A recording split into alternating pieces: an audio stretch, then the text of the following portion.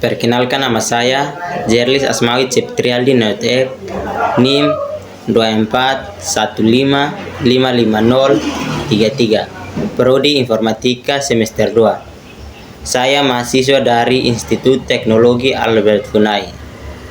Tujuan saya membuat video ini ialah untuk memenuhi tugas ujian akhir semester dengan mata kuliah pengolahan sinyal digital. Di sini saya akan membahas apa itu MATLAB dan penggunaannya. Yang pertama, pengertian MATLAB. MATLAB adalah sebuah bahasa dengan istilah high performance, kinerja tinggi untuk komputasi masalah teknik.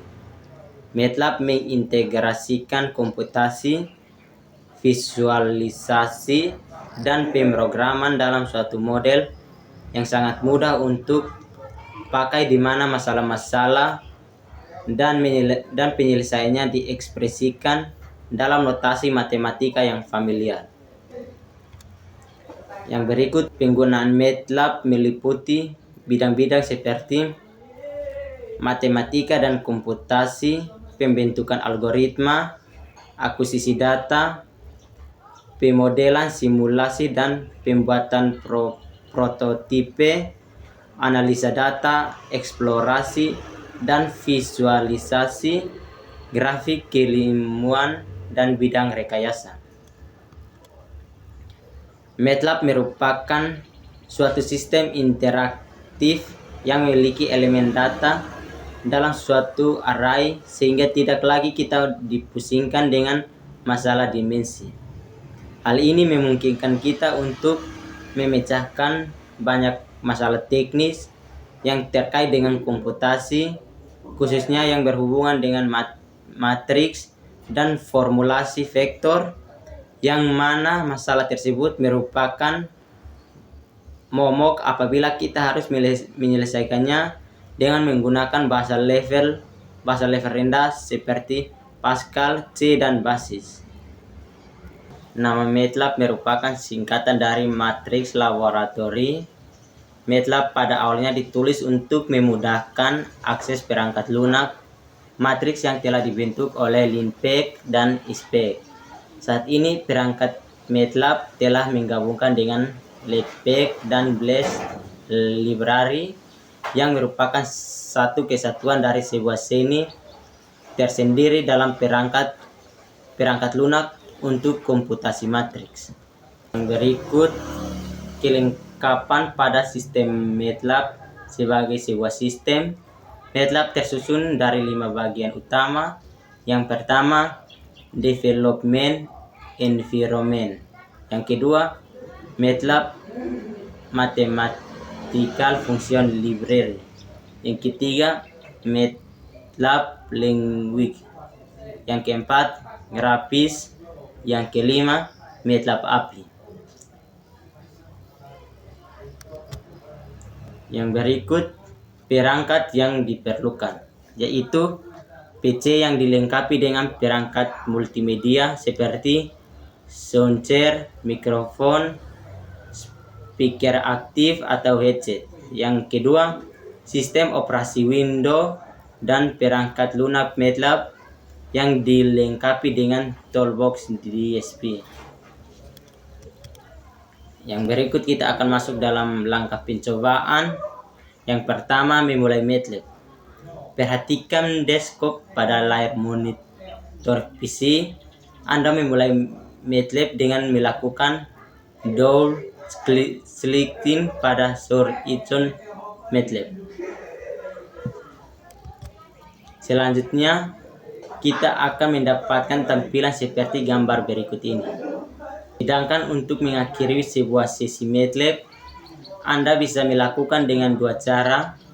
Pertama, pilih file, exit MATLAB dalam window utama MATLAB yang sedang aktif. Atau cara kedua lebih mudah, yaitu cukup ketik tipe quit dalam command window.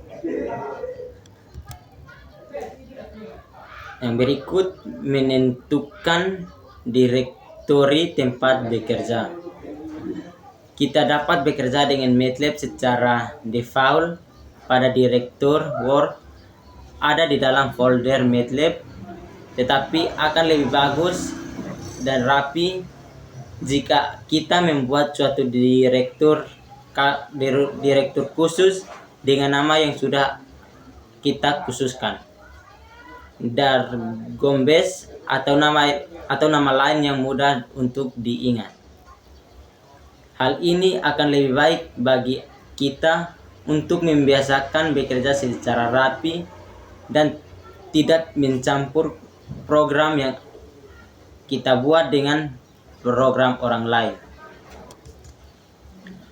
Untuk itu, arahkan pointer mouse kita pada kotak beranda yang ada di sebelah kanan tanda panah ke bawah yang menunjukkan folder yang sedang aktif. Pilih New Director. Selanjutnya ketikkan Dargombes dan diikuti dengan klik OK. Memulai perintah sederhana. Langkah yang pertama adalah dengan menentukan variabel skalar dengan cara melakukan pengetikan seperti berikut. X sama dengan 2, selanjutnya kita tekan enter. X2, Y sama dengan 3, Y sama dengan 3, Z sama dengan X tambah YZ sama dengan 5. Di sini kita mulai dengan mendefinisikan dua buah vektor, yaitu vektor X dan vektor Y. X sama dengan 1, 2, 3. Selanjutnya ketik Y1 sama dengan 4 dan diulangi untuk Y2 dan Y3. MATLAB menggunakan integer positif untuk indeks array.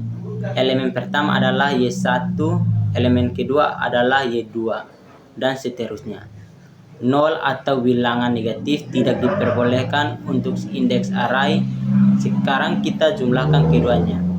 X tambah Y sama dengan 579. Dan sekarang hitung inner product. X kali Y sama dengan 32.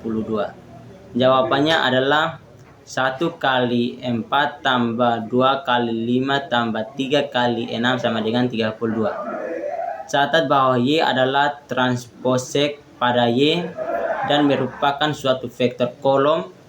Untuk memeriksanya, ketik perintah berikut. Y sama dengan 456. Cara lain pada pengkombinasian dua vektor adalah dilakukan melalui perkalian elemen demi elemen. X kali Y sama dengan 41018. Catat periode sebelum perkalian simbol. Sekarang kita dapat mendefinisikan suatu matriks. A sama dengan 1, 2, 3, 4, 5, 6, 7, 8, 9. Catat bahwa matriks tidak diulang kalau kita menggunakan semikolon. Kita sekarang kalikan A dengan transpose dari X. A kali X sama dengan 14. 3250.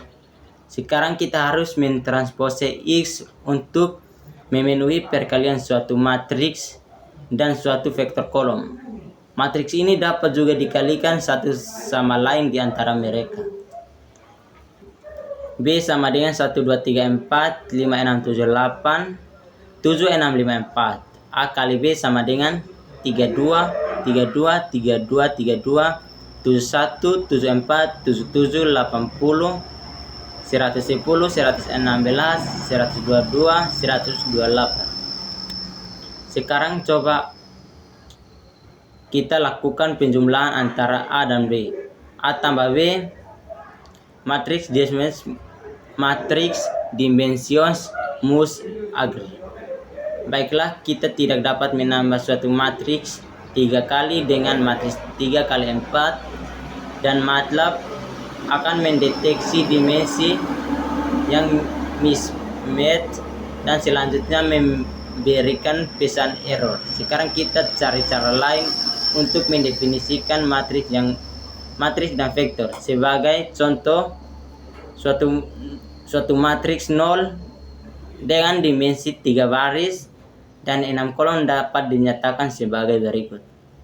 Zeros dalam kurung 3,6 sama dengan 3 baris dan 6 kolom. Tentu saja jika Anda tambahkan suatu titik koma setelah zeros dalam kurung 3,6, jawabannya tidak akan ditampilkan di layar monitor Anda. Angka pertama 3 menunjukkan jumlah baris, sedangkan angka kedua 6 adalah jumlah kolom. Kita dapat pula melakukan hal yang sama untuk menampilkan angka 1 seperti berikut. 1 dalam kurung 3,6 sama dengan 1. Yang berikut pendefinisian vektor-vektor besar. Suatu vektor 1 kali 100 yang menyusun sample pada sinyal konisus dapat dibangkitkan dengan X sama dengan cos 0,1 kali PI kali dalam kurung 0,099 untuk membangkitkan suatu RAM dari 1 sampai 50. Coba kita lakukan X sama dengan 1.1.50.